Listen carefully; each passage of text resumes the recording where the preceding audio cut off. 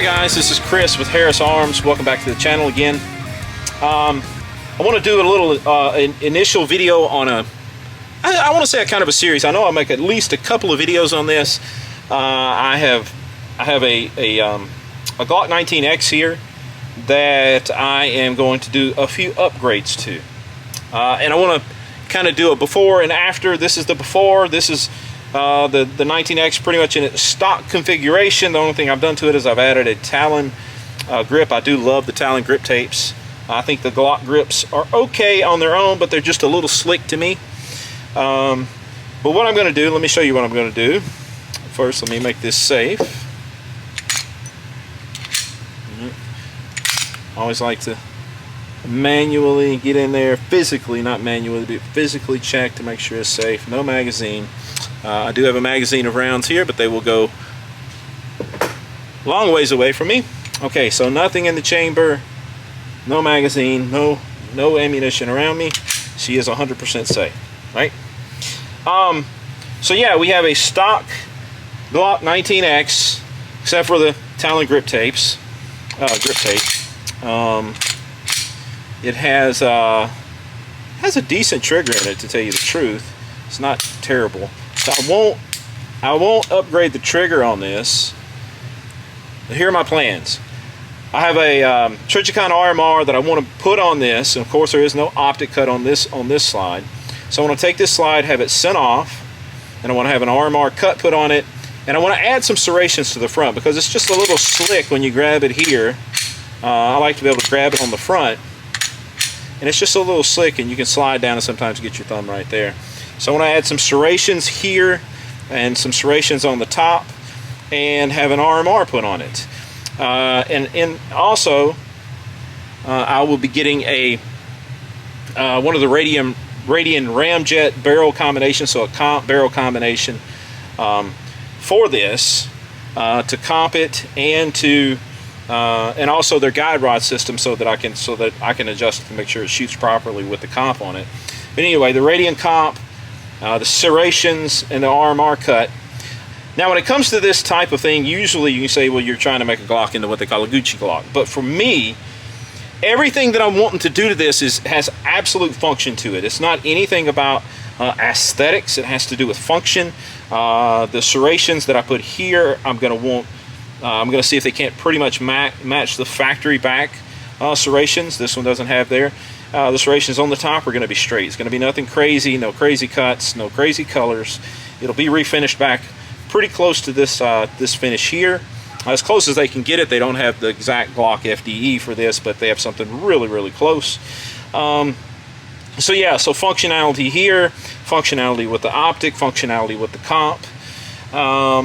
Yeah, I want this to be a really good pistol that when I'm done with it, it should be about the same size as a 17, right? Because the frame is already the size of a 17. The slide just is the size of a 19, so it's a little shorter than a 17, but with the comp added, it's going to make it the size of a 17. So I'll basically have a Glock 17 that shoots very flat and hopefully very accurately with the optic I put on it. I am also going to put suppressor height sights on it, some Trijicon suppressor height, tritium sights, so that I can make sure that I can co-witness with my red dot. Some people don't think that's important. I think it's very important. Red dots are great. They usually won't go out, but when they do, you want to have some way to be able to aim the firearm. I will also put a Surefire X300 Ultra, I believe it is, light on it. So I've got some plans for this thing. This is what it is now. It's just a stock Glock, and we'll see what it looks like and how it turns out when all the work is done. Put down in the comments if you think I should do something else. I'm not going to mess with the trigger, and my philosophy behind not messing with the trigger is that this could possibly be a carry gun. In another video I've already posted, or I'm going to post, I'm going to talk about the T-Rex Arms iron side outside the waistband concealment holster, which this would be a great candidate for it, in my opinion, I think. Right, and it could even be a good candidate for Appendix carry. A lot of people don't think you can carry a full-size gun appendix, but believe me, you can. I know people who carry 17s appendix, and this might actually end up going that way as well. But when it comes to a carry gun, which this one potentially could be, I don't want to do much with the trigger. Right? I want the trigger to stay pretty much stock. I don't want it to really be lighter. It's light enough at about 5.5 pounds. In fact, we can see what it is. I haven't pulled it, so we can just pull it a couple times here and see exactly what this is.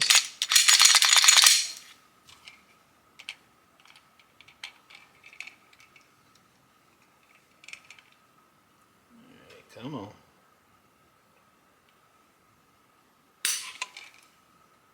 £6.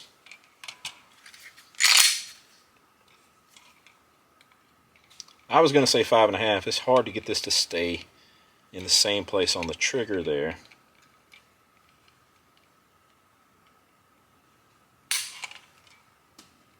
Yeah, 5 pounds. 5 pounds. Sounds about closer to right. I was thinking 5 to 5.5 is where it would be. If you get the gauge too far up the trigger, you don't get the proper pull. I'm not going to be that far up the trigger with my finger, so I'm going to feel more toward the end of the trigger itself. Yeah, 5 pounds, just a hair under 5 pounds. So about a 5 pound trigger. I mean, I could see carrying a pistol with like a 4.5 pound trigger or something like that for carry, but nothing lighter than that. If you go lighter than that, then the problem becomes that if you have to use this in a situation and you go to get to the wall, maybe a little high there for you to see, but you go to get to the wall, if it's much more than 4.5 pounds, if you're not extremely familiar with that firearm, you could potentially break through that wall very easily, right? But with a 5 pound, 4.5 to 5 pound trigger, it's a little more pronounced of a wall there, so it's a little harder to just hit on and get it through. So if you have to pull it and you get to the wall, you're less likely to accidentally discharge the firearm, right? Because even using a firearm in a self-defense situation, there could be times to where you might prep to shoot, but then want to not shoot, right? And with a lighter trigger, that's harder to accomplish. So if I'm going to carry this, I'm not going to do much with the trigger. I may myself go inside, well, I mean, I do everything myself anyway, but I may go inside the internals and polish it up a little bit, just to maybe make it a little more crisp. But I'll be honest, this is, Glocks are kind of a, you can get a decent trigger or not. This one isn't terrible. It's a decent reset. It's got a decent break to it. It's not really bad. I'll probably do nothing with it. So, functional things, we're going to see how it turns out, and hopefully it'll be a really nice shooting firearm. I do like the 17 rounds in the capacity, which I carry a SIG macro most of the time anyway, so I do have 17 in a slimmer gun, but I do love the feel of the 19X, and being able to add that comp and not make it any bigger than a 17 is appealing to me. So yeah, I'll be able to test out a bunch of stuff, right, when that comes in, to give you an idea of what the gunsmith that I have do the serrations, how he does with that and with the optic cut. And I'll also be able to give you a little review about the Radian comp. I'm kind of excited about it because the way it fits on here, it looks like it goes with the firearm. A lot of comps I've seen really don't. They kind of look weird sticking out there, big things on the end. This is streamlined and fits on the end. I don't know when all this will happen, maybe on down the road, but this is just an initial video to show you what the gun looked like, what I started with, and then see what we finish with.